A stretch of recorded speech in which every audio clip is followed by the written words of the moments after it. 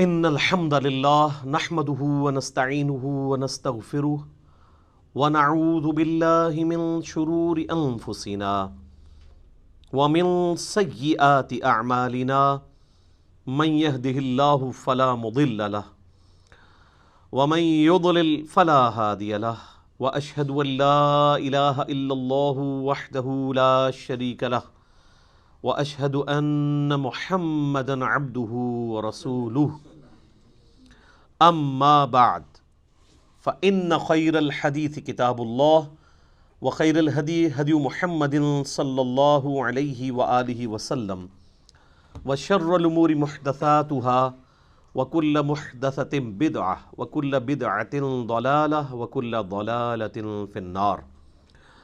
اعوذ باللہ السمیع العلیم من الشیطان الرجیم من ہمزہ ونفخہ ونفثہ بسم اللہ الرحمن الرحیم رب اشرح لی صدری ویسر لی امری واحلل عقدۃ من لسانی یفقہوا قولی.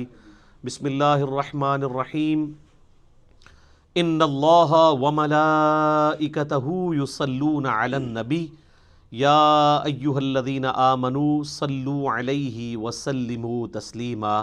اللہم صلی علی محمد وعلی آل محمد کما صلیت علی ابراہیم وعلی آل ابراہیم انک حمید مجید.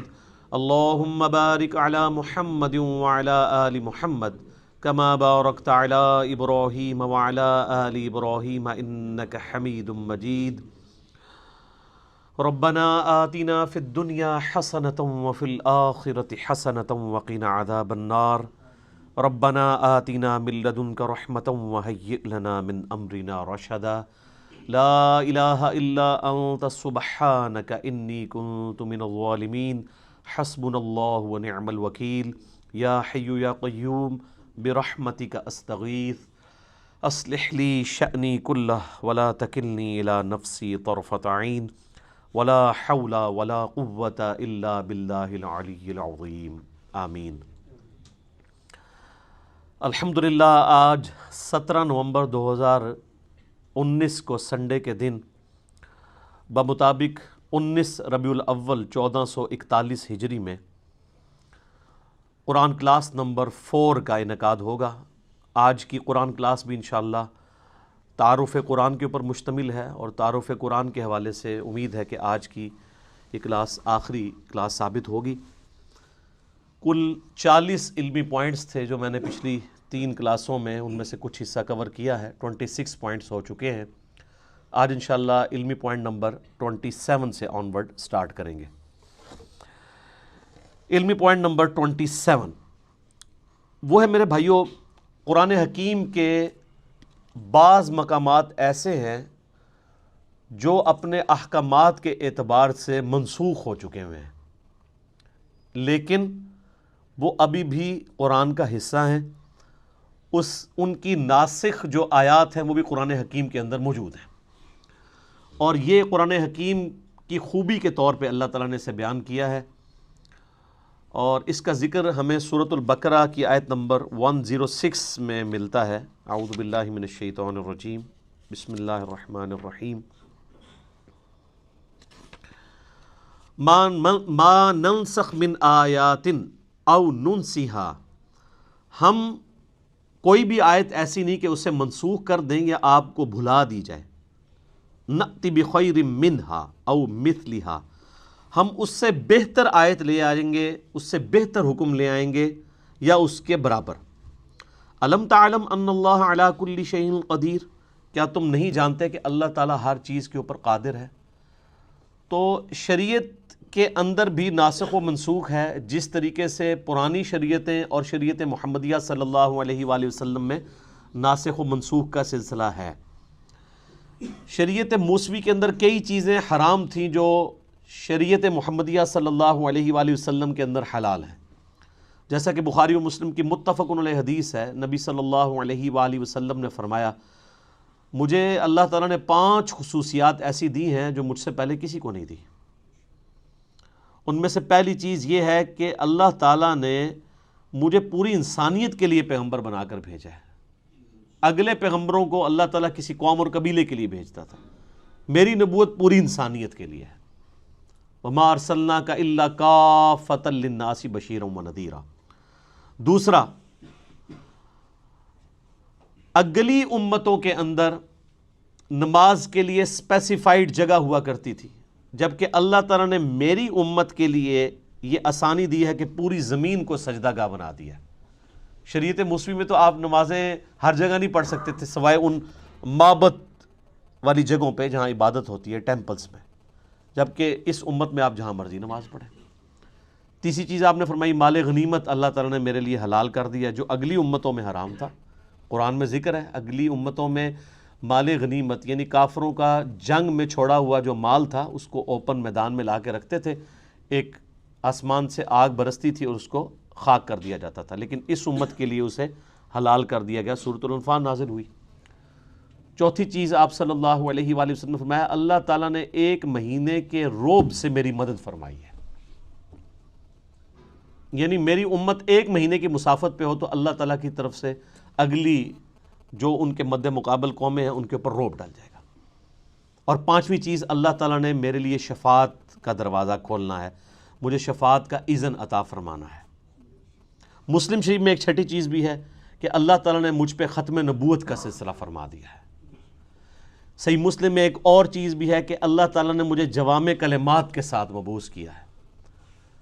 تو پچھلی شریعت اور اس شریعت میں بھی ناسخ و منسوخ کا سلسلہ ہے، اور پھر ودن شریعت محمدیہ صلی اللہ علیہ وآلہ وسلم سرکمسٹانسز کے مطابق اللہ تعالیٰ نے احکامات کو بدلا ہے. اب اس کے پیچھے حکمت کیا ہے؟ اللہ تعالیٰ ہمارا یہ ہماری قدرت کا یہ بھی شاہکار ہے کہ ہم اپنی شریعت میں بھی کسی بھی وقت چینج کر سکتے ہیں. اللہ تعالیٰ اپنی شریعت کا بھی پابند نہیں ہے، بس اتنے ایریے کے لیے پابند ہے جتنے ایریے کے لیے، جتنے سرکمسٹانسز کے لیے، اوقات کے لیے اسے پابند کیا گیا. جو یونیورسل ٹروتھ ہیں وہ تو اللہ تعالیٰ ہمیشہ کے لیے ان کا پابند ہے، اس لیے کہ لا تبدیل لکلمات اللہ، اللہ کے کلمات نہیں بدلتے جو اللہ نے رولز طے کیے ہیں. لیکن جہاں پہ اللہ تعالیٰ خود ہی چیزوں کو وقت اور حالات کے مطابق چینج کرتا ہے، اس لیے نہیں کہ اللہ تعالیٰ پہلے بھی وہ کر سکتا تھا، پہلے کر دیتا تو آپ کے لیے مصیبت کھڑی ہو جاتی. شراب کا اگر حکم پہلے دن ہی حرام ہو جاتا تو کتنے لوگ شراب کو چھوڑتے، اس سے گریجولی کیا گیا. اسی طریقے سے آپ ناسخ و منسوخ میں یہ دیکھیں کہ پہلے جو ہے وہ وصیت کو لازم قرار دیا گیا سورۃ البقرہ میں، وراثت کے احکام نہیں آئے تھے. سورہ نساء کے اندر پھر پوری ڈیٹیل آ گئی، اس کی وجہ سے وہ والی آیات منسوخ ہو گئیں. اب اللہ تعالیٰ نے خود وارث کا حصہ رکھ دیا ہے، ماں باپ کو اتنا ملے گا، بیوی کو اتنا ملے گا، بچوں کو بچیوں کو اتنا، پوری ڈیٹیل سورہ نساء کا دوسرا رکوع. اسی طریقے سے سورۃ الانفال میں ہی پہلے آیا کہ جو ریشو پروپورشن کے اعتبار سے ایک مسلمان 10 کافروں پر بھاری ہے. پھر اللہ تعالیٰ نے فرمایا اب ہم نے تمہاری کمزوری دیکھی ہے، اب یہ وہ ریشو پروپورشن قائم نہیں رہے گی. اس میں اللہ کا کوئی قصور نہیں، اس لیے کہ جو نیو مسلم ہیں ان کے ایمان کا لیول وہ نہیں ہے جو مکے کے مسلمانوں کا تھا. تو اللہ تعالیٰ نے اسے ریوائز کیا اور فرمایا کہ اب ایک مسلمان 2 پہ بھاری ہوگا. یہ نہیں ہے کہ وہ اب بھی 10 پہ ہی بھاری رہے گا. وہ اب جو مسلمان ہیں وہ ابو بکر، عمر، عثمان و علی والے مسلمان تو نہیں ہیں. ٹھیک ہو گیا؟ تو یہ بھی ناسخ و منسوخ. اسی طریقے سے سورہ نساء کے اندر اللہ تعالیٰ نے فرمایا تھا کہ جو زانی ہے عورت اسے قید کر دو یہاں تک کہ اسے موت آ جائے، یعنی پوری زندگی کے لیے گھر سے باہر نہ وہ نکلے. قید سے مراد کسی جیل خانے میں نہیں، گھر کے اندر. اس میں الفاظ ہیں کہ ان کو گھروں میں رکھو. اور پھر اسی آیت میں آیا کہ یا پھر اللہ تعالیٰ جب ان کے لیے کوئی حکم مقرر فرما دے گا مستقبل میں، اور وہ پھر زنا کی سزا آ گئی 100 کوڑوں کی شکل میں سورہ النور کے اندر. تو اس طریقے سے ناسخ و منسوخ کا ایک سلسلہ ہے. قرآن حکیم کے اسٹوڈنٹ کو یہ بھی پتہ ہونا چاہیے. ناسخ و منسوخ تو بہت لوگوں نے اس پہ اوپر کام کیا ہے، اور بعض جو علماء ہیں نا وہ انہی چیزوں کا سہارا لے کے کہتے ہیں قرآن بڑا مشکل ہے. قرآن پتہ ہے اس میں تو کچھ منسوخ آیات بھی ہیں، ان سے ہی پوچھ لیں کتنی ہیں آپ بتا دیں تو ان کو بھی نہیں پتہ ہوں گی، تو کہانیاں کراتے ہیں. ٹوٹل 5 مقامات ہیں، اور وہ بھی آپ ناسخ و منسوخ اس اعتبار سے نہیں ہیں بلکہ وہ سرکمسٹانسز کے اعتبار سے. دین جو اسٹیبلش ہمیں پتہ ہے یہی دین ہے اسٹیبلش ہو کے. یعنی آج کسی مسلمان کے بچے کو یہ بتانا ضروری ہے کہ پہلے شراب جو ہے وہ جائز تھی، بعد میں حرام قرار دی گئی. اینڈ رزلٹ سب کو پتہ ہے. اب اس کے اندر سے کیا نکالنا ہے؟ خام خواہ ایک معاملے کو الجھانا، علمی روب ڈالنا، بلکہ میں اسے علمی روب نہیں، علمی شہوت کہتا ہوں. جیسے وہ شہوات، یہ شہوت ویسے اردو میں تو لفظ نٹوریس، عربی میں شہوت یعنی کہتے ہیں کسی چیز کی لت پڑ جانا، وہ کسی بھی فارم میں ہو سکتی ہے. یہ ہم اسے سیکس کے ساتھ ریلیٹ کرتے ہیں، ویسے بھی کوئی دنیا کی محبت بھی ایک شہوات، دنیاوی شہوات. جو مسلم شریف میں حدیث ہے کہ اللہ تعالیٰ نے جنت کو جو ہے وہ تکلیف کے ساتھ ڈھانپ رکھا ہے اور جہنم کو شہوات کے ساتھ ڈھانپ رکھا ہے. یعنی دنیا کی جو لذت والی چیزیں ہیں وہ جہنم کی طرف لے جانے والی ہیں، اور جنت تک پہنچنے کے لیے آپ کو شریعت کی ہرڈلز، تکلیف دہ چیزیں عبور کرنی پڑیں گی. تو یہ علمی شہوت ہوتی ہے علماء کی، جو اس قسم کی باتیں کر کے الجھاتے ہیں. اس حوالے سے الفوز الکبیر فی اصول تفسیر شاہ ولی اللہ دہلوی کی جو کتاب ہے، انہوں نے وہ 5 مقامات ڈسکس کیے ہیں، جن میں سے 3 میں نے ویسے ہی فی البدی کر دی ہے. تو یہ چیز بھی اس حوالے سے کلیئر ہونی چاہیے. علمی پوائنٹ نمبر 28 وہ ہے میرے بھائیوں، قرآن حکیم کی کل جو 114 صورتیں ہیں جو میں نے شروع میں بتایا تھا، ان میں سے 113 صورتوں کا آغاز بسم اللہ الرحمن الرحیم سے ہوتا ہے، سوائے ایک صورت کے، اور وہ ہے سورہ التوبہ. اس کے آغاز میں بسم اللہ نہیں ہے، لیکن اوورال پورے قرآن میں 114 بسم اللہ پوری ہیں، کیونکہ سورہ نمل کے اندر آغاز میں بھی بسم اللہ آتی ہے، اور سورہ نمل میں ایز اے آیت بھی آتی ہے، اِنَّهُ مِن سُلَيْمَانَ وَإِنَّهُ بسم اللہ الرحمن الرحیم. جو ملکہ بلقیس کے پاس خط آتا ہے تو وہ کہتی ہے یہ کوئی معزز خط ہے اور یہ سلیمان کی جانب سے ہے، اور اس کا آغاز ہے بسم اللہ الرحمن الرحیم سے.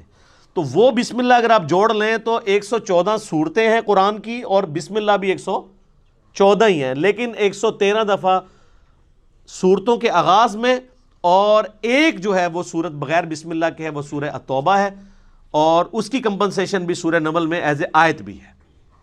سورہ توبہ کے سٹارٹ میں بسم اللہ نہ آنے کی کئی ایک حکمتیں لوگوں نے بیان کی ہیں. سب سے جو مضبوط رائے ہے وہ یہ ہے، چونکہ اس صورت میں اللہ تعالیٰ کے غضب کا کوڑا برسا مشرکین عرب کے اوپر، کیونکہ اس کا آغاز ہی بڑا جارحانہ ہے، برات، اعلان برات ہے. اللہ تعالیٰ نے بیزاری کا اظہار کر دیا اور اس کے رسول نے ان کافروں سے. یعنی وہ 23 سالہ جو دعوت کا دور تھا، جس میں دعوت، تبلیغ، دعوت، اور اچانک اب 23 سال کے بعد اللہ تعالیٰ کہہ رہے جی اب کوئی ذمہ داری نہیں ہے، 4 مہینے کا ٹائم ہے، یا تو یہ اسلام قبول کریں گے یا عرب کی سرزمین چھوڑ کے چلے جائیں گے، اور اگر عرب میں رہیں گے تو قتل کیے جائیں گے. عذاب استیصال ان کے اوپر آئے گا، کیونکہ اگلے نبیوں کے منکرین پہ بھی تو عذاب آتا تھا نا.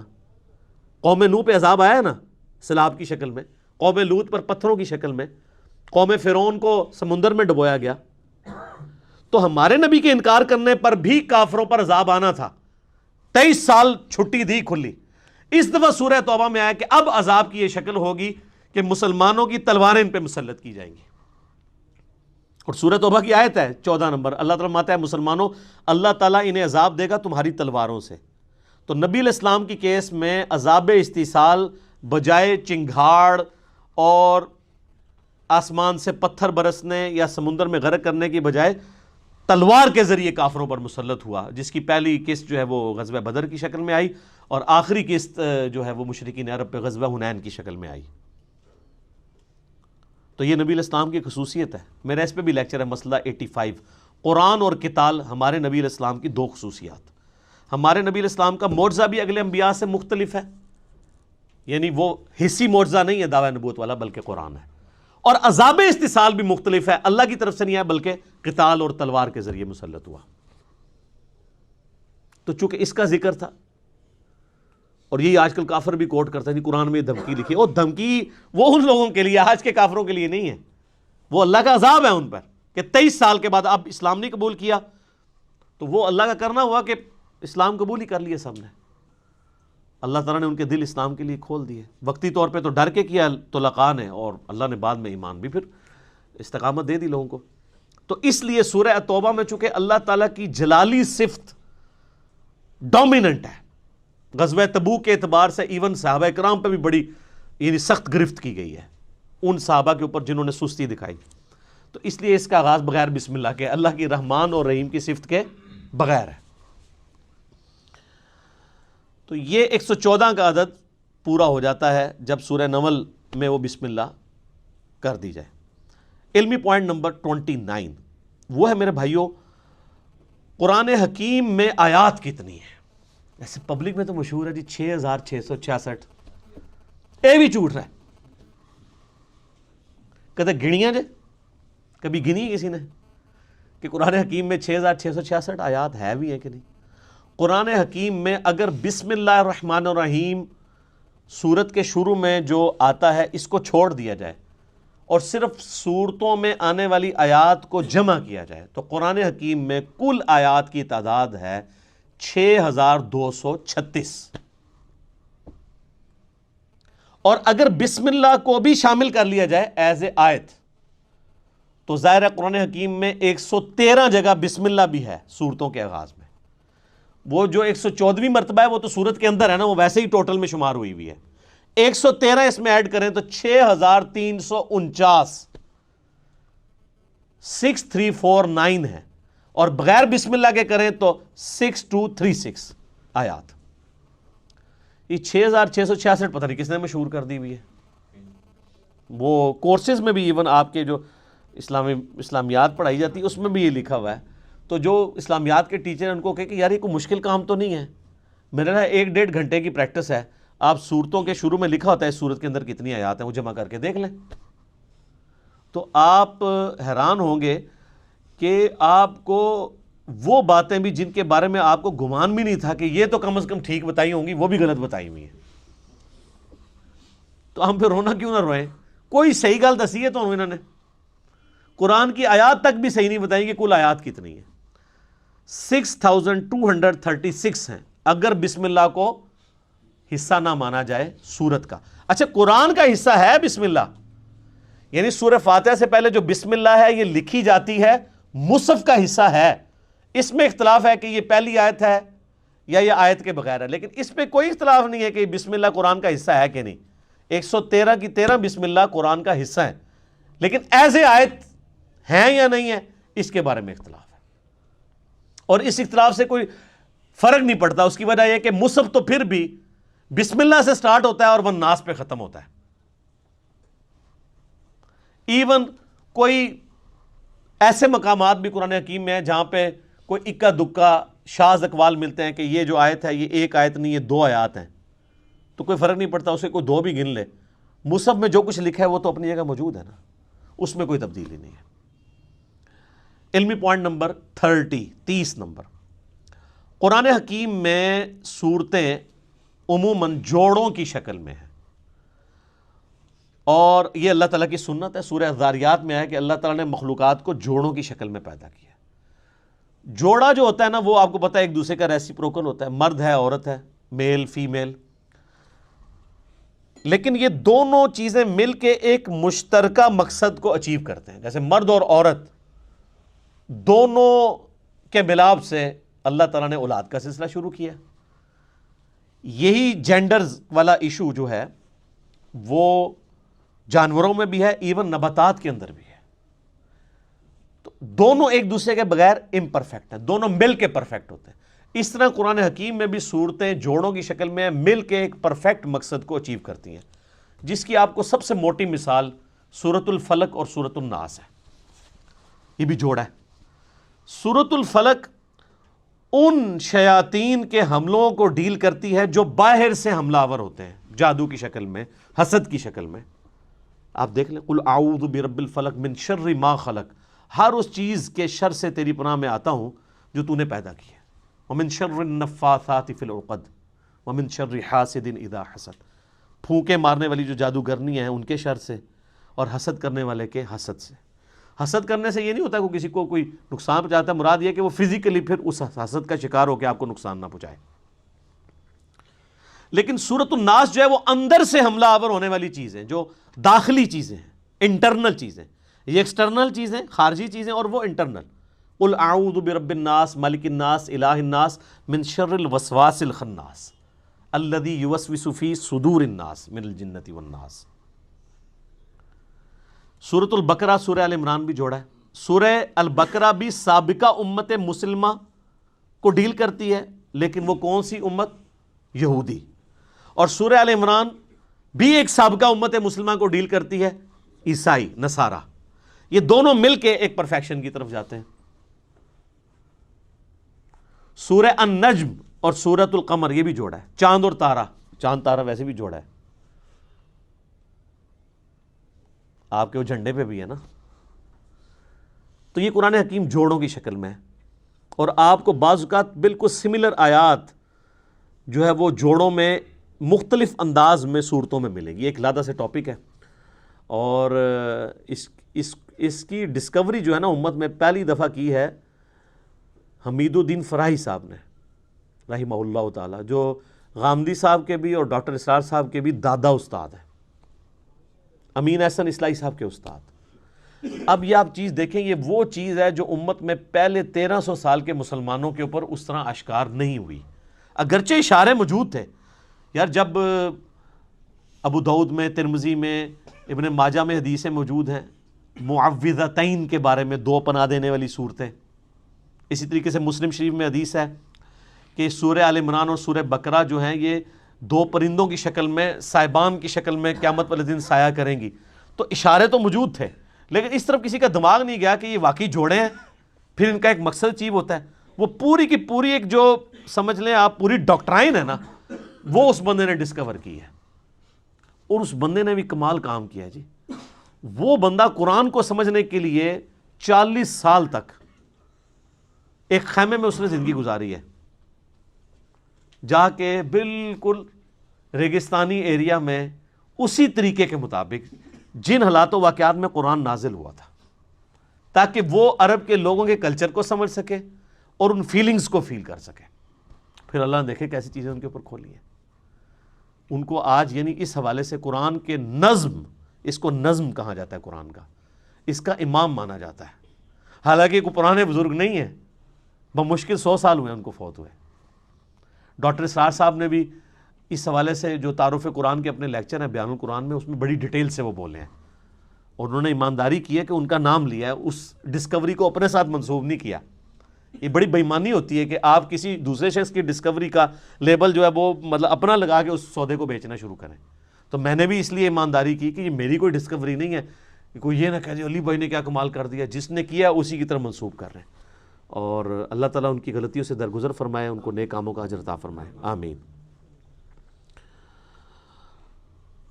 علمی پوائنٹ نمبر 31 وہ ہے میرے بھائیوں،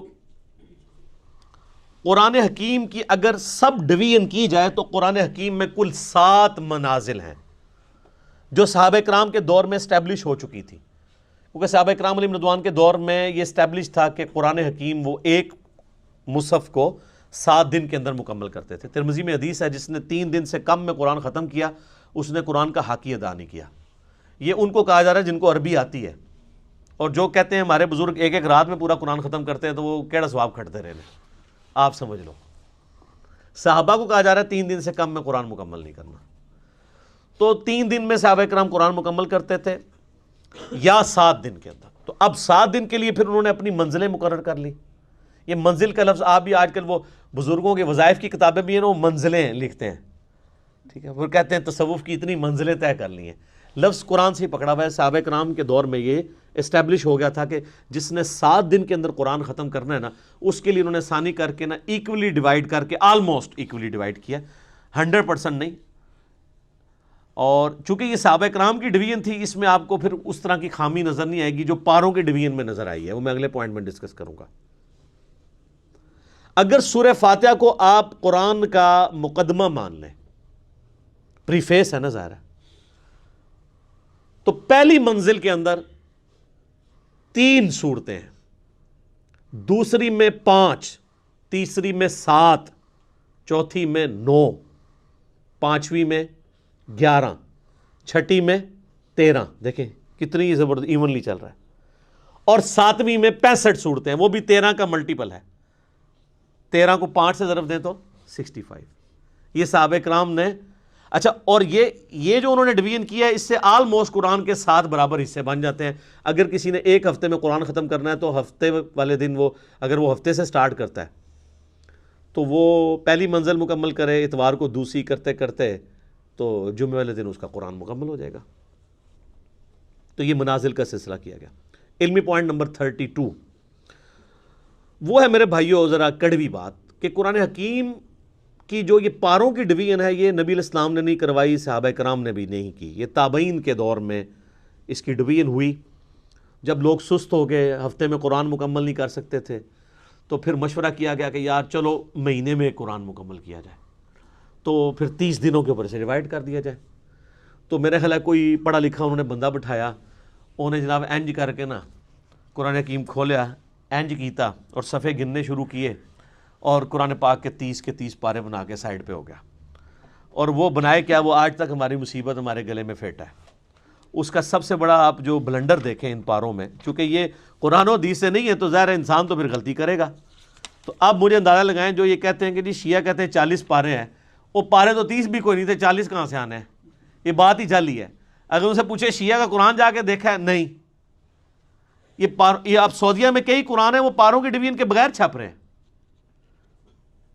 وہ بیچ میں سے آیات شروع ہو رہی ہوتی ہیں، کیونکہ پاروں کی ڈویژن کو تو وہ اسٹیبلش مانتے ہی نہیں ہے نا، صورتوں کی ڈویژن ہے، منازل کی ہے۔ اب یہ دیکھیں بلنڈر کیا ہوا ہے۔ پارہ نمبر 13 جو ہے اس کی آخری آیت، ایک آیت صرف، سورۃ الحجر کی پہلی آیت ہے، اعوذ باللہ من الشیطان الرجیم، الف لام را تلک آیات الکتاب وقرآن مبین، اور پوری سورہ ہجر پارہ نمبر 14 میں ہے، ربما یود الذین کفروا لو کانوا مسلمین۔ یہ ایک لائن اگر 14ویں پارے میں چلی جاتی تو یہ سورت تو نہ ٹوٹتی، سورت ہی توڑ دی۔ ایک لائن کے پیچھے، ایک لائن بھی نہیں، یہ آدھی لائن ہی بنتی ہے، ایک آیت پارہ نمبر 13 کے اینڈ پہ رکھی اور پوری سورت پارہ نمبر 14 میں کر دی۔ تو یہ کتنی بے وقوفانہ قسم کی ڈویژن ان لوگوں نے کی۔ سورہ یاسین بھی آپ دیکھ لیں، کچھ حصہ اس کا 22ویں پارے میں ہے، باقی میجورٹی سارا وہ صرف اس لیے کہ انہوں نے صفحے پورے کیے ہیں ایسے کر کے۔ اور یہ ایسے ایسے کر کے بھی اگر آپ الفاظ دیکھیں تو ابھی بھی پورے نہیں ہیں۔ آج کے دور میں تو ہم میتھمیٹیکلی بھی کر سکتے ہیں، ابھی بھی پاروں کو ریوائز کیا جا سکتا ہے، ایونلی ابھی بھی ڈسٹریبیوٹ کوئی نہیں ہے۔ اگر آپ کہنا کہ 100% ہر پارے کے رکوع یا اس کے الفاظ یا اس کی لینتھ برابر ہے دوسرے کے، تو ایسا نہیں ہے۔ رکوع تو چلے برابر نہیں ہو سکتے، چھوٹے بڑے، الفاظ تو برابر ہو سکتے ہیں نا، آیات بھی برابر نہیں ہو سکتی، چھوٹی بڑی ہیں، نہیں نظر آئیں گی آپ کو۔ تو یہ پاروں کے ڈویژن کو ہم سرے سے مانتے ہی نہیں ہیں۔ یہ پاروں کی ڈویژن تابعین کے دور میں مولویوں نے، حکمرانوں کی بنائی ہوئی ہے، اس کی کوئی حیثیت نہیں ہے۔ لیکن اب چونکہ یہ اسٹیبلش ہو چکی ہے اور لوگوں کے لیے مہینے میں قرآن ختم کرنا آسان ہے، اسے ہم بدعت بھی نہیں کہتے، یہ انتظامی معاملہ ہے۔ آپ اگر 3 مہینے میں قرآن ختم کرنا چاہتے ہیں تو آپ مزید ڈویژن کر لیں، آپ سال میں قرآن ختم کرنا چاہتے ہیں آپ مزید ڈویژن کر لیں، جتنی مرضی کریں، جس طرح کہ آپ دیکھیں رکوع کے کیس میں ہوئی ہے، وہی اگلا پوائنٹ ہے۔ علمی پوائنٹ نمبر 33، قرآن حکیم میں جو صورتوں کے اندر مضامین ہیں نا، ان مضامین کو ذہن میں رکھتے ہوئے ان کو رکوعوں میں ڈیوائیڈ کیا گیا ہے۔ یعنی ایک طرح کا مضمون ہے یا ایک طرح کا ایک واقعہ ہے جو کنکلوڈ ہو رہا ہے، تو اس کو پورے کو ایک رکوع میں رکھا گیا ہے۔ اور یہ کمال کی بات ہے کہ رکوع بھی اگرچہ بعد میں ڈیفائن ہوئے ہیں، صحابہ نے نہیں کیے، لیکن یہ کام جن لوگوں نے کیا ہے بڑی محنت سے کیا ہے، اور واقعی نظر اکا دکا مقامات پہ آپ اختلاف کر سکتے ہیں، ادروائز اگر آپ اوورال دیکھیں نا، جو رکوع ہے نا وہ اتنے پیارے خوبصورتی سے ڈیوائیڈ کیے گئے ہیں کہ پورے کے پورے مضمون ایک رکوع کے اندر کور ہوتا ہے، اور جیسے ہی اگلا رکوع شروع ہوتا ہے ایک نیا مضمون ہے۔ یہ داد دینی پڑے گی، جس طرح 30 پاروں میں انہوں نے جو بلنڈر کیا اس کو ہائی لائٹ کرنا ضروری ہے، یہ داد دینا بھی ضروری ہے کہ رکوعوں کی ترتیب بڑی زبردست لگائی ہے۔ اور اس میں انہوں نے دیکھیں خود مانا ہے کہ پاروں کی ترتیب غلط ہے، اس میں انہوں نے پاروں کا بھی خیال نہیں رکھا۔ ہونا تو چاہیے تھا کہ ایک پارہ ختم ہو رہا ہے تو رکوع بھی ختم ہو، ایسا نہیں ہے۔ آپ ذرا سورہ یاسین کا دوسرا رکوع دیکھیں، سورہ یاسین کا دوسرا رکوع جو ہے وہ پارہ نمبر 22 سے شروع ہوتا ہے، وَاضْرِبْ لَهُمْ مَثَلًا أَصْحَابَ الْقَرْيَةِ، یعنی جو بستی کے رہنے والے لوگ تھے جو حضرت عیسیٰ علیہ السلام کے بھیجے ہوئے فرستادے تھے، ان کا ذکر اللہ تعالیٰ نے کیا۔ تو اب ان کا ذکر شروع ہوا پارہ نمبر 22 میں آیت نمبر 13 سے، لیکن یہ سورت ختم ہوتی ہے نا یہ جو پارہ ختم ہوتا ہے اتبعوا من لا يسألكم اجرا وهم مهتدون، لیکن یہاں پہ وہ واقعہ مکمل نہیں ہوتا کہ حضرت عیسیٰ نے جو دو اپنے صحابی یا دو پیغمبر سب پیغمبر بھیجے دعوت کے لیے کسی بستی میں، تو ان کے ساتھ ہوا کیا. تو اس لیے رکوع ختم نہیں ہوتا، رکوع آگے بھی چلتا ہے، اس کا دوسرا رکوع وما لی لا اعبد الذی فطرنی والیہ ترجعون. اب پارہ 23 شروع ہو گیا ہے، لیکن رکوع وہی والا چل رہا ہے دوسرا، کرتے کرتے جب تک یہ کنکلوڈ نہیں ہو گیا نا پورا واقعہ، اس وقت تک وہ رکوع ختم نہیں ہوا، جا کے وہ ختم ہوا ہے آیت نمبر 32 میں. تو رکوع میں مضامین کا خیال رکھا گیا، اور پورے قرآن میں ٹوٹل جو رکوع ہیں وہ ہیں 558 558. اور سجدوں کو بھی اسی میں ڈسکس کر لیں. قرآن حکیم میں 15 مقامات ایسے ہیں جن میں سجدے بھی ہیں، وہ آیات سجدہ ہیں. نبی علیہ السلام کی سنت ہے وہاں پہ سجدہ کرنا، واجب نہیں ہے، کیونکہ بخاری میں حدیث موجود ہے کہ نبی علیہ السلام نے کئی دفعہ وہ آیات تلاوت کی اور سجدہ نہیں کیا، اور حضرت عمر نے بھی نہیں کیا. صحیح بخاری میں حضرت عمر نہ کر کے بتاتے تھے کہ ہم اس لیے نہیں کر رہے تاکہ تمہیں پتہ چلے کہ یہ واجب نہیں ہے. جو ہماری بوڑھی عورتیں بیچارے سجدے سنبھال کے بیٹھی ہوتی ہیں، میں انے سجدے کڈنے نے، کیونکہ وہ واجب قرار دے دیا گیا اسے. اگر کوئی نہیں کرتا کوئی، اور اس کے لیے ماتھا ٹیکنا بھی ضروری نہیں ہے. بخاری میں حدیث ہے صحابہ کرام جب سفر میں قرآن پڑھ رہے ہوتے تھے، اونٹ پہ بیٹھے ہوتے تھے، جیسے ہی آیت سجدہ آتی تھی یوں کر دیتے تھے ٹو باؤ ڈاؤن، بس ایسے جھکا لیا. یہاں پہ بھی جب آیات سجدہ آتی ہیں، 9 سال میں ہم نے قرآن مکمل کیا ہے تو کبھی نیچے اتر کے نہیں کیا، ہمیشہ میں یہیں پہ یوں کرتا ہوں، باقی لوگ بھی بیٹھے بیٹھے کر لیتے ہیں.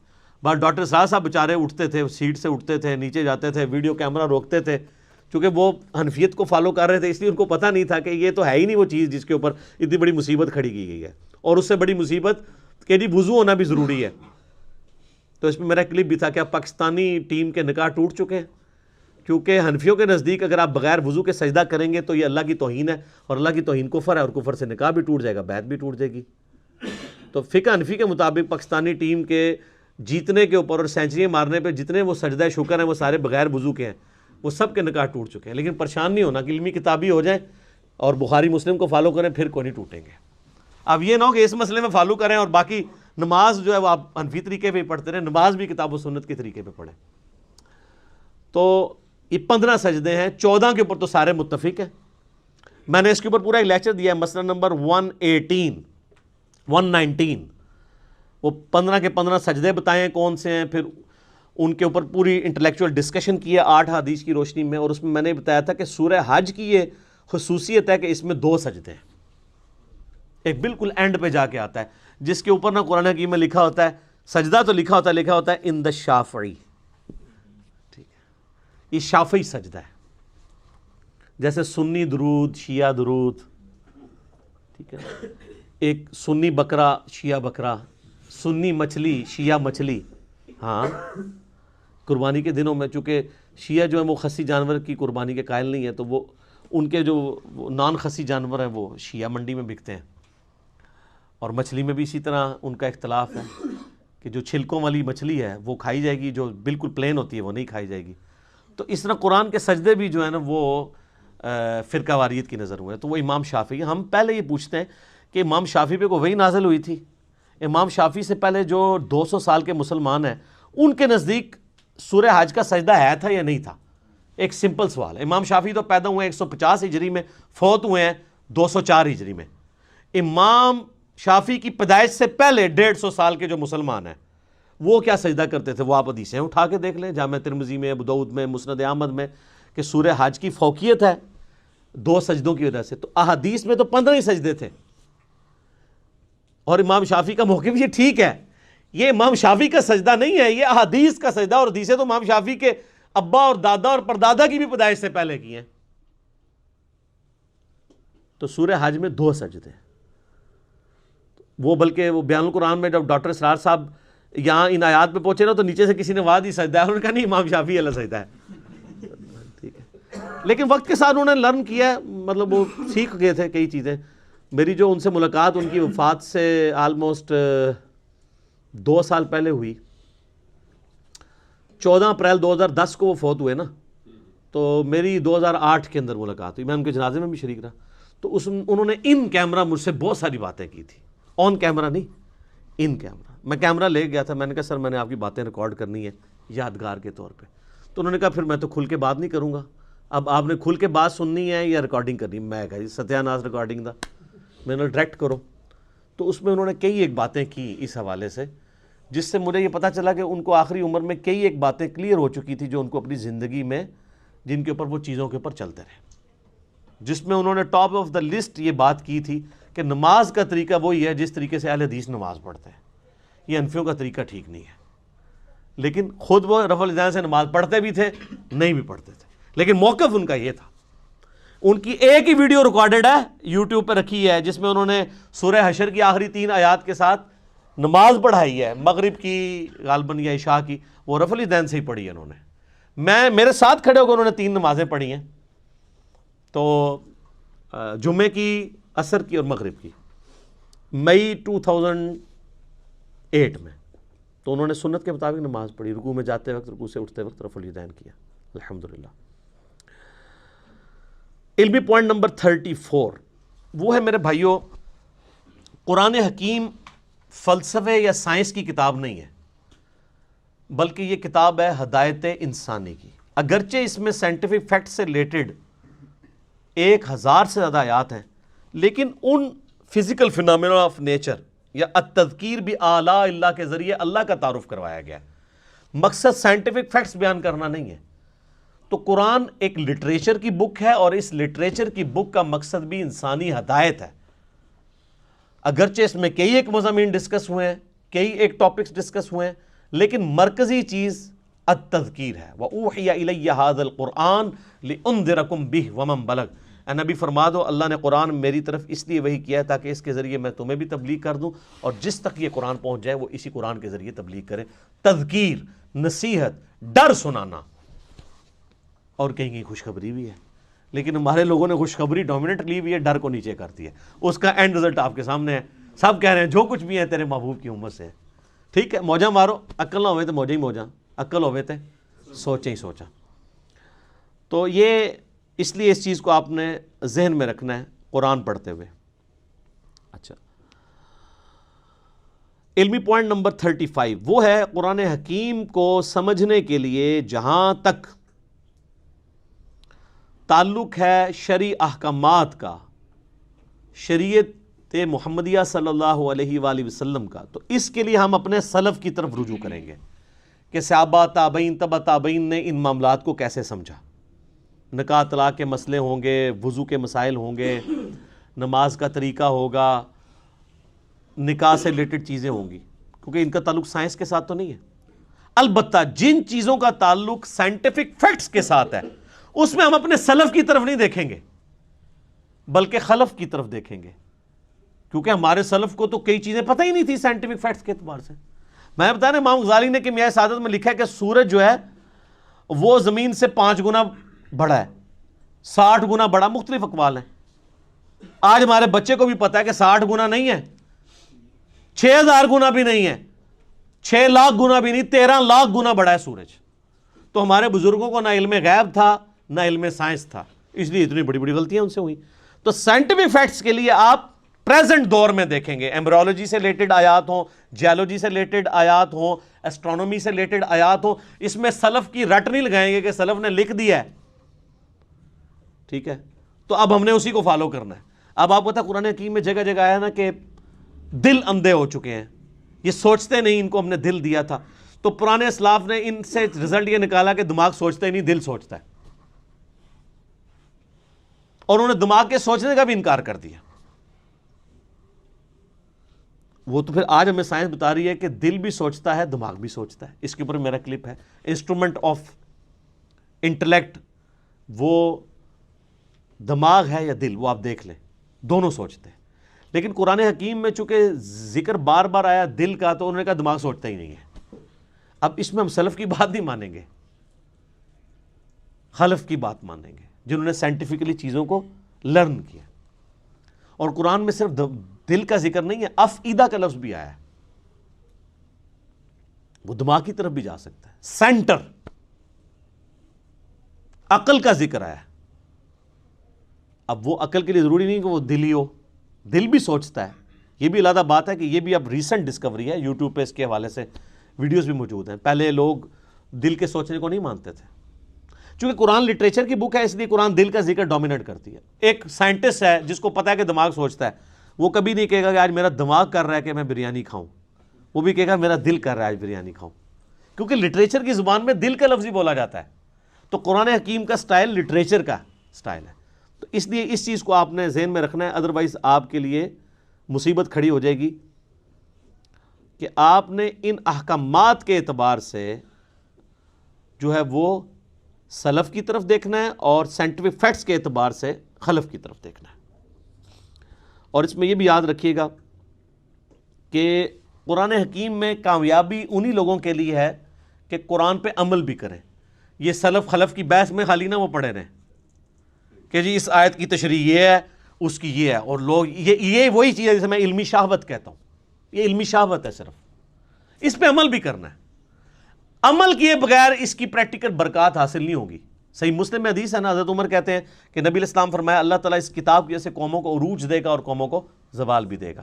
عروج دیا ہے صحابہ کرام کو، کہاں ان بدوؤں کو اٹھا کے دنیا کا امام بنا دیا. اور وہ رومن اور پرشین امپائر جو ہزاروں سال سے استحصال کر رہی تھی انسانیت کا، اکھاڑ کے رکھتی ہیں ود ان 17 ایئرس. یعنی مسلمانوں کی اگر آپ گراف جو اوپر جانا شروع ہے وہ تو 2 ہجری کے بعد ہے. 2 ہجری میں غزوہ بدر ہے، 3 میں غزوہ احد ہے، 5 میں غزوہ خندق ہے، 6 میں صلح حدیبیہ ہے، 7 میں غزوہ خیبر ہے، 8 میں فتح مکہ ہے، اور 8 ہی میں غزوہ حنین ہے مشرکین عرب کے خلاف آخری جنگ. 9 میں غزوہ تبوک ہے. رومن امپائر بھی بھاگ گئی نبی علیہ السلام کے روب کی وجہ سے، ورنہ یرموک وہیں پہ ہو جانی تھی. اور اس کے بعد اگلے 3-4 سالوں کے اندر یرموک کے اندر رومن امپائر جزیہ دینے پہ آمادہ ہوگی، جنگ بھی ہار گئی. اور قادسیہ میں اسی سال قادسیہ کے اندر پرشین امپائر ٹوٹ گئی، یہاں تک کہ پوری پرشین امپائر مسلمانوں کے پاس آ گئی. تو یہ صحابہ کرام کو اللہ تعالیٰ نے قرآن کے ذریعے اٹھایا ہے، انہوں نے قرآن پہ عمل بھی کیا ہے. آج بھی جو قرآن پہ عمل کرے گا نا اسی کو قرآن سمجھ آئے گا، ادروائز قرآن اس کو لگے گا یہ تو ایک بے ہنگم سی کتاب ہے، نعوذ باللہ. اور آپ دیکھیں مشرکین عرب کے اندر 2 خامیاں تھیں، اللہ نے وہ کیسی دور کی. نمبر 1 خامی تھی کہ وہ طوائف الملوکی کا شکار تھے، آپس میں لڑتے رہتے تھے. نمبر 2 چٹے ان پڑھ جاہل تھے. اللہ نے یہ 2 خامیاں کیسے دور کی؟ انہیں قرآن کے ذریعے ان کی زبان میں ہی ایسا علم دیا کہ یہودی اور عیسائی جو ان کو امی کہتے تھے ان کی زبانیں بھی ان کے سامنے بند ہو گئیں. جنہوں نے سورۃ المائدہ سورہ نساء پڑھ لی ان کے سامنے کون پریسٹ بیٹھ سکتا ہے، ان کے ساتھ علمی ڈسکشن کر سکتا ہے. اور دوسری خامی جو طوائف الملوکی تھی، نبی صلی اللہ علیہ وآلہ وسلم کی شکل میں ان کو ایک ایسا لیڈر دیا کہ سارے عرب قبائل ان کے نیچے جمع ہوئے. پھر رومن پرشین امپائر انہیں الٹ ہی دینی تھی نا. اور ان 2 خامیوں کو دور کر کے اللہ نے ان کی 2 خوبیاں یوٹیلائز کر لی. ایک خوبی ان کے اندر یہ تھی کہ جب وہ کسی کو زبان دیتے تھے پھر گردن ہی کٹتی تھی. بیعت کا مطلب تھا کہ اب بس اس کے ساتھ بیعت کر لی، اب جو بھی یہ کہے گا ماننا ہے، چاہے جان بھی دینی پڑے. ابو جہل نے دی ہے نا، کفر کے لیے ہی دی ہے، لیکن زبان پہ قائم رہا ہے، اس کے ماننے والے بھی قائم رہے. یہ تو یہودی تھے جو کمزور ایمان والے تھے نا، ان کو پھر اللہ نے اٹھایا بھی تو نہیں. 10 یہودی بھی مسلمان نہیں ہوئے. اوس اور خزرج نے اسلام قبول کیا ہے نا، عربیوں نے، چٹے ان پڑھوں نے. تو اللہ نے ان کی یہ جو خوبی تھی. اور دوسرا یہ عرب کے لوگ ٹف ماحول کے عادی تھے. رومن اور پرشین امپائر تو اپنے آپ کو سپر پاور کنکلوڈ کر چکے تھے، انہوں نے سوچے نہیں تھا ہمیں کوئی چیلنج بھی کر سکتا ہے. اور یہ عربی روکھی سوکھی کھا کے بھی کئی دن فاقے کر کے بھی، اونٹوں پہ ریگستانی سفر کر کے بھی، یہ تو عادی تھے ہارٹ آف ماحول کے. ان کی تو کوئی چیز بھی اسٹیک پہ نہیں لگی تھی، نہ ان کے پاس محلات تھے، یہ تو کہیں پہ بھی سو جایا کرتے تھے. ٹھیک ہے، خود بھی پتے کھا کے گزارا کر لیتے تھے. تو ایسے لوگ جن کے لیے دنیا میں کوئی لگژریس لائف نہیں تھی، یہ ان کی بہت بڑی خوبی تھی. تو یہ جب ٹکرائے ہیں تو انہی کا اسلحہ ان سے چھین کے ان کو الٹ کے رکھ دیا انہوں نے. اور پھر ایسی داغ بیٹھی ہے کہ وہ جو شروع کی محنت ہے 1000 سال تک پھر سب دنیا پہ حکمرانی کی ہے نا مسلمانوں نے، سپر پاور رہے ہیں. آج کہتے ہیں جی جناب وہ ہم حکمران تھے پھر کیا ہو گیا. تو جو تھے وہ زمانے میں معزز تھے مسلمان ہو کر، اور تم خار ہوئے تارک قرآن ہو کر. یہ مسلم کی حدیث کا ترجمہ کیا ہے ڈاکٹر اقبال نے جواب شکوہ میں، جو صحیح مسلم میں حدیث ہے اللہ تعالیٰ اس کتاب کی وجہ سے قوموں کو عروج دے گا اور اس کتاب کی وجہ سے قوموں کو زوال دے گا. اسی کو ٹرانسلیٹ کیا ہے. تو یہ بات یاد ہے، اور مجھے ڈاکٹر سرار صاحب کی بات بار بار یاد آتی ہے. انہوں نے تعارف قرآن میں بھی یہ بات کی تھی کہ جو قرآن کی اس دعوت کے اوپر عمل نہیں کرے گا نا، اسے کبھی بھی قرآن کا اتار چڑھاؤ، قرآن کا مزاج سمجھ نہیں آئے گا، کیونکہ آپ ان کیفیتوں سے گزریں گے ہی نہیں۔ قرآن والی کیفیتوں سے آپ کب گزریں گے؟ جب آپ معاشرے سے ٹکرائیں گے۔ قرآن کہہ رہا ہے یہ کرو، معاشرہ کہہ رہا ہے یہ کرو، تو آپ کو معاشرے کی تیکھی باتیں سننی پڑیں گی، اس کی وجہ سے آپ کی تطہیر ہوگی، اللہ کے لیے آپ کو صبر کرنا پڑے گا۔ ہو سکتا ہے کبھی کبھار گالیاں کھانی پڑیں اور کبھی تک مار تک بھی نوبت آ جائے۔ جب تک یہ نوبت نہیں آئے گی تو وتواصوا بالحق اور وتواصوا بالصبر کیسے آپ کو سمجھ آئے گا؟ میٹھی میٹھی باتیں کرنے سے، میلاد کانفرنسز کرنے سے، محرم کی شیرنی بانٹنے سے، محفل میلاد کرنے سے، محفل قرآن کرنے سے، تلاوت کے محفل قرات کروانے سے اور نعتیہ مقابلے کروانے سے تو کوئی فرق نہیں پڑتا۔ فرق تو اس وقت پڑے گا جب آپ سود کے خلاف بولیں گے، فرق تو اس وقت پڑے گا جب آپ جو ہے ناچ گانے کے خلاف بولیں گے، بے پردگی کے خلاف بولیں گے، بے حیائی کے خلاف بولیں گے، اور آپ یہ کہیں گے کہ بابوں کا دین اور ہے اور کتابوں کا دین اور ہے۔ کتابیں تو یہ بتا رہی تھی، ہمارے بزرگ ہمیں کیا بتا کے گئے ہیں؟ ہر چیز ہی غلط نکلی ہے۔ آج لوگوں کی داڑھیاں سفید ہو گئی ہیں، وہ کہتے ہیں او یار پوری زندگی کہاں گزار دی، اب پتہ چلا دین یہ تھا۔ یہ ہمیں کیا لوگ دین سکھاتے رہے ہمارے بزرگ بابے؟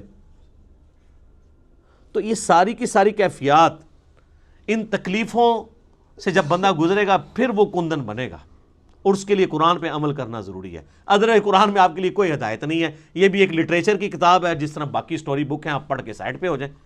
جب یہ وہ کتاب ہے جو آپ پہ اثر اس وقت چھوڑے گی، آپ کو اللہ تک اس وقت پہنچائے گی جب آپ اس کتاب پہ عمل کریں گے۔ وہی بڑا مشکل کام ہے،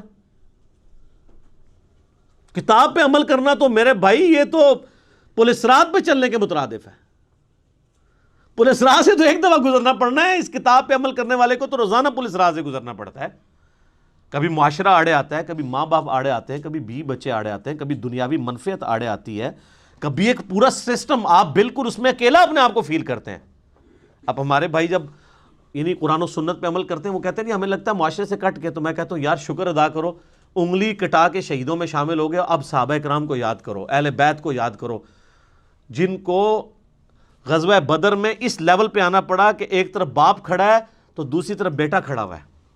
آپ پہ یہ نوبت تو نہیں آئی کہ اللہ نے آپ کو یہ آزمایا ہو کہ آپ مسلمانوں کی طرف سے اپنے باپ کو مارنے کے لیے غزوہ بدر میں اتر آؤ، تو تم تو اس قابل ہی نہیں تھے۔ ویسے تم لاکھ کہتے رہو کہ تیرے ہوتے جنم لیا ہوتا، کچھ بھی نہیں سی ہونا رفا دن، پھر بھی نہیں سی تو شروع کرنا، ٹھیک ہے، تیرے ہوتے جنم لیا ہوتا، لازم کہتے رہو، آپ کوئی فرق نہیں پڑتا۔ سر وہ بڑا مشکل وقت تھا، بڑی تکلیف دہ چیزیں تھیں اس کے اندر۔ سیدنا حذیفہ ابن یمان کی حدیث میں بار بار یاد کرتا ہوں، اس کو آپ پلے باندھ لیں، صحیح مسلم میں جہاد والے چیپٹر میں۔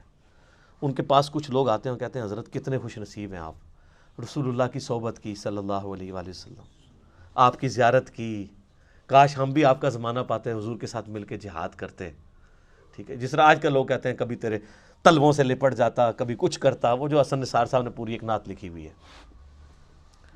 باقی حسن نثار صاحب کا جو کردار ہے وہ آپ سب لوگوں کے سامنے ہے، مجھے اس کو ہائی لائٹ کرنے کی ضرورت نہیں ہے۔ وہ جو نعت لکھ رہے ہیں وہ ان کے اپنے اوپر نظر آ رہی ہے، وہ خود فیصلہ کر لیں۔ نعت لکھنا بہت آسان ہے، یہ ہے وہ جو دین بہت آسان ہے، اس پہ چلنا مشکل ہے۔ تو صحیح مسلم کے الفاظ ہیں، حذیفہ ابن یمان کہتے ہیں یہ اتنا آسان کام نہیں، اتنے بڑے بڑے دعوے نہ کرو، نعتہ نہ لکھو، آج دے دور ایڈی مشکل نعتہ نہ لکھو۔ ان کا میں تمہیں ایک واقعہ صرف اپنی زندگی کا سناتا ہوں، اور یہ مسلم شریف ہے سر، مولانا شریف نہیں ہے، بزرگ شریف نہیں، کہانی شریف نہیں ہے، مسلم شریف ہے۔ حذیفہ نام لکھیں آپ، حذیفہ لکھیں اور خندق لکھیں، یہ دو لفظ لکھیں، اسلام 360 میں کھل جائے گا۔ نمبر نہ منگیا کرو، اللہ جو بندے ہو تھوڑا جا آپ بھی کوئی کام کرو۔ 5ویں کلاس کے بچے کو اسلام 360 دے دینا، 5 منٹ بعد میں اس کو کہوں گا وہ حدیث ڈھونڈ دے گا، ایڈے وڈے ٹگے نہیں۔ آپ یونیک لفظ لکھیں، میں بول رہا ہوں حذیفہ ابن یمان غزوہ خندق کا موقع، آپ حذیفہ لکھیں، خندق لکھیں، تو اسلام 360 حافظہ اللہ تعالی آپ کو حدیث کھول دے گا۔ مسلم شریف سلیکٹ کر لیں، مسلم شریف بھی نہ سلیکٹ کریں، حدیث کی کتابیں کریں، وہ خود ہی بتائے گا یہ حدیث کہاں پہ ہے۔ چلو، تو حذیفہ ابن یمان کہتے ہیں رضی اللہ تعالیٰ عنہ، نبی علیہ السلام نے ایک سخت سردیوں کی رات میں، جبکہ آپ کو پتہ ہے غزوہ احزاب کے موقع پہ کتنا مشکل وقت تھا، خندق کھودی ہوئی ہے، اس طرف کافر بیٹھے ہیں، اس طرف مسلمان بیٹھے ہوئے ہیں، سخت سردی ہے، بڑا ٹف ماحول ہے۔ نبی علیہ السلام نے کہا کون ہے جو اٹھے اور جا کے کافروں کی جاسوسی کرے اور جنت میں اپنے نبی کا پڑوس حاصل کر لے. ہائے ہائے ہائے ہائے, یہ سارے نعتوں والے کہتے ہیں میکرو ہو جڑا سی اینج کر کے. یہ کہنا آسان ہے, غلامی رسول میں جو داڑھی نہیں رکھ رہا اس کو موت کہاں سے قبول ہونی ہے؟ غلامی رسول میں جو فجر کی نماز نہیں اٹھ کے پڑھ سکتا بسترا چھوڑ کے, اس نے موت کہاں سے قبول کرنی ہے؟ حضرت حذیفہ ابن یمان کہتے ہیں کہ اتنی بڑی بشارت سن کے بھی کوئی ایک صحابی بھی نہیں تھا جو کھڑا ہو, اس لیے کہ سخت سردی کی رات تھی, لوگ چاہتے تھے کسی اور کی ڈیوٹی لگ جائے.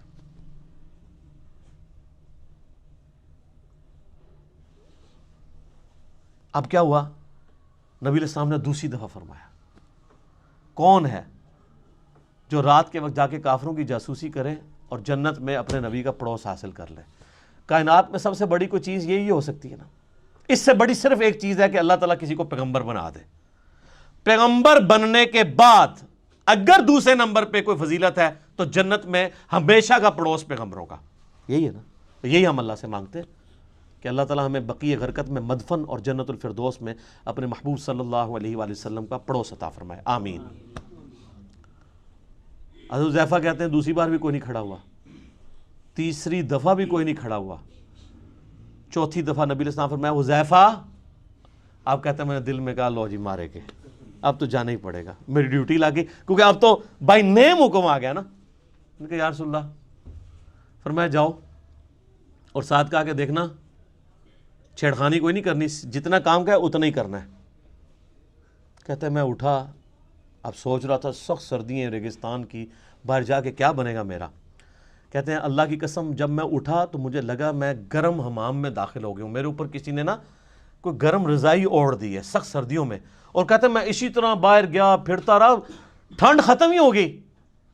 اور کہتے ہیں میں نے دیکھا کافر رات کے وقت بیٹھ کے اپنے وہ جو تیر ہیں ان کی جو نوکیں ہیں ان کو تیز کر رہے ہیں, کوئی برچھیوں کو تیز کر رہا ہے. اور کہتے ہیں میں نے ابو سفیان کو بھی دیکھا, اور میں ایک تیر چلاتا اس کا کام تمام کر سکتا تھا رات کے وقت, وہ میرے نشانے پہ تھا, اس کو تو نظر بھی نہیں آ رہا تھا کہ میں اس کے پاس پہنچ چکا ہوں. لیکن پھر مجھے نبی علیہ السلام کی نصیحت یاد آئی کہ دیکھیں کوئی کام نواں نہ کھول نہیں ہوتے پنڈورا باکس, تو مجھے حضور کی بات یاد آئی تو میں پھر پیچھے ہو گیا. یعنی میں اس لیول کو کراس نہیں کیا, ایفیشنسی جھاڑنے کی کوشش نہیں کی, حتیٰ کہ میں نے سب کچھ گنا کتنے لوگ ہیں یہ کر کے واپس آیا. کہتے ہیں جیسے ہی میں نبی علیہ السلام کی مجلس میں داخل ہوا تو وہ جو گرم حمام والا اثر تھا ختم ہو گیا اور مجھے سخت ٹھنڈ لگنا شروع ہو گئی. تو نبی علیہ السلام نے اپنی مبارک چادر میرے اوپر اڑا دی. یہ یعنی معجزہ ظاہر ہوا نبی علیہ السلام کا, یہ صحیح مسلم میں. لیکن اس میں سبحان اللہ کے ساتھ بہت چیزیں جو ہے استغفر اللہ اور انا للہ بھی یعنی جڑی ہوئی ہیں. وہ جو انور مقصود صاحب نے وہ کالم لکھا ہے نا کہ تبدیلی کا سفر ایاک نعبد و ایاک نستعین سے شروع ہوا, ان اللہ مع الصابرین سے ہوتا ہوا انا للہ و انا الیہ راجعون پہ ختم ہوا. تو یہ آپ کا سفر بھی یہ صرف سبحان اللہ تک نہ رہے میرے بھائی, بہت تلخ چیزیں اس کے ساتھ جڑی ہوئی ہیں. کہ دعوے کرنا بہت آسان ہے, پریکٹیکلی دین کے اوپر چلنا بہت مشکل کام ہے. تو قرآن حکیم سے ہدایت ان لوگوں کے لیے ہے کہ جو قرآن کو فالو کریں گے. صرف مطلب دعوے کر لینے سے کچھ بھی نہیں ہونا. تو یہ اس پوائنٹ میں ڈسکس کرنا ضروری تھا. باقی پریکٹیکلی اگر آپ نے نبی علیہ السلام کی انقلابی دعوت کو ویڈیو کی شکل میں دیکھنا ہو تو قطر والوں نے 30 اقساط کے اوپر ایک ڈرامہ سیریل بنائی ہے عمر سیریز کے نام سے, جو انگلش میں تو سب ٹائٹل کے ساتھ آ چکی ہے اور اردو میں بھی اب انڈینز نے ڈبنگ کر دی ہے اس کی. ہمارے واٹس ایپ گروپ میں رابطہ کریں, چونکہ یوٹیوب کے اوپر وہ کاپی رائٹس کا ایشو ہے, وہ اپلوڈ نہیں ہو سکتی. فیس بک کے اوپر ہمارے بھائیوں نے اپلوڈ کی ہوئی ہے, منگوا بھی سکتے ہیں. اور اوریجنلی تو وہ عربی میں بنی ہے اور اس کا ٹیسٹ بھی عربی کے اندر ہے, تو اس میں آپ کو عربیوں کی عادتوں کا بھی پتہ چلے گا. انہوں نے پیورلی عرب کا کلچر فلمایا ہے کہ عرب کے لوگ آپس میں کس طرح گفتگو کرتے ہیں. یہاں آپ نے وہ کلچر دیکھنا ہے, پٹھانوں کو دیکھیں, سیم آلموسٹ وہی ریزیمبلنس آپ کو نظر آئے گی. وہ آپس میں بات کرتے ہوئے لگتا ہے لڑ رہے ہوتے ہیں, عربی بھی اسی طرح ہی لڑ رہے ہوتے ہیں گفتگو کر عام نارمل انداز میں بھی. پھر بات بات پہ محاورے بڑے سخت قسم کے, وہی ہے تیری ماں مر جائے. تو یہ وہ محاورے جو صحابہ کرام بھی استعمال کر لیتے تھے, اس لیے کہ وہ عرب کلچر کا حصہ تھے. یہ جو تارج بھی صاحب جن صحابہ اور اہل بیت کا تعارف کرواتے ہیں نا, یہ نبی علیہ السلام کے صحابہ اور اہل بیت اس طرح کے نہیں تھے. یہ ماڈرن اردو لینگویج کہ صحابہ اور تابعین اور تبع تابعین بنتے ہیں. عرب کا کلچر بالکل ڈیفرنٹ تھا. وہ بڑے ذرا ان کے مزاج میں ریگستانی ماحول کے تھے نا، تو وہ ان کے مزاج میں سختی موجود تھی گفتگو کرنے پہ. تو وہ میٹھی میٹھی باتیں کر کے، تو میرے بھائی رومن اور پرشین امپائر تو نہیں تھی انہوں نے الٹنی نا. یہ میٹھی باتوں سے الٹی جاتی ہے. جو بدماش صدیوں سے بیٹھے ہوئے ہیں ان کو اکاڑنے کے لیے آپ محفل نعت میں ان کو جھموائیں گے یا ان کو شیرنی دیں گے تو وہ اپنی مجلس چھوڑ کے چلے جائیں گے. نہیں، یہ تلوار جو اللہ تعالیٰ نے صحابہ کی مسلط کی رومن اور پرشین امپائر پہ، تاکہ ان کو اکھاڑ کے ایک نئے دور کا آغاز کیا جائے. اسی پہ وہ وحید الدین خان صاحب کی کتاب ہے نا، اسلام دور جدید کا خالق ہے. یہ آج جو فریڈم آف ایکسپریشن آپ کو نظر آ رہی ہے، یہ اسلام کی برکت سے ہے. اسلام سے پہلے تو بادشاہ کا دین ہی رعایا کا دین ہوتا تھا. اگر کوئی نہیں قبول کرتا تھا پرسیکیوشن ہوتی تھی. رومن امپائر کو دیکھنے ہزاروں عیسائیوں کو انہوں نے قتل کیا ہے. لیکن جب کانسٹنٹائن ٹون نے خود عیسائیت قبول کر لی، پوری رومن امپائر عیسائی ہو گئی. نبی الاسلام جب آئے اس وقت یہ عیسائی اسٹیٹ تھی، بن چکی ہوئی تھی، لیکن اس سے پہلے تو نہیں تھی. لیکن یہ اسلام نے آزادی دی کہ نہیں، بادشاہ کوئی بھی ہے، آپ کو حق ہے کہ آپ اپنا دین رکھ سکتے ہیں.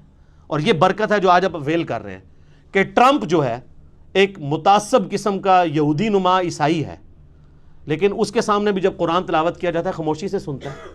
امریکہ کے اندر آپ جا کے اسٹریٹ دعوت دیں، لوگ سنیں گے. نماز پڑھیں آپ کے ساتھ، لوگ سیلفیاں بھی بنوائیں گے، برا نہیں سمجھیں گے. لیکن فرعون کے سامنے جادوگروں نے جب ذرا سی بات کی تھی، اس نے کہا میں لٹکا دوں گا تمہیں. یہ فرق ہے. تو اسلام اس دور جدید کا خالق ہے.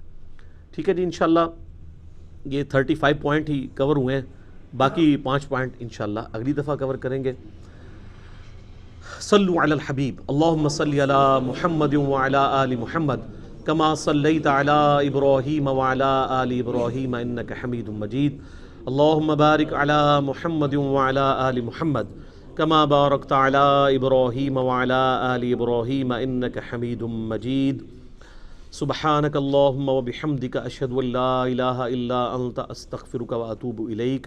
اللہ تعالیٰ سے دعا ہے جو حق بات میں نے کہی ہمارے دلوں میں راسخ فرمائے. اگر جذبات میں میرے منہ سے کوئی غلط بات نکل گئی، اللہ تعالیٰ ہمارے دلوں سے ہی معاف کر دے. ہمیں کتاب و سنت کی تعلیمات پر عمل کر کے دوسرے بھائیوں تک پہنچانے کی توفیق عطا فرمائے. وما علینا الا البلاغ المبین. جزاکم اللہ خیر.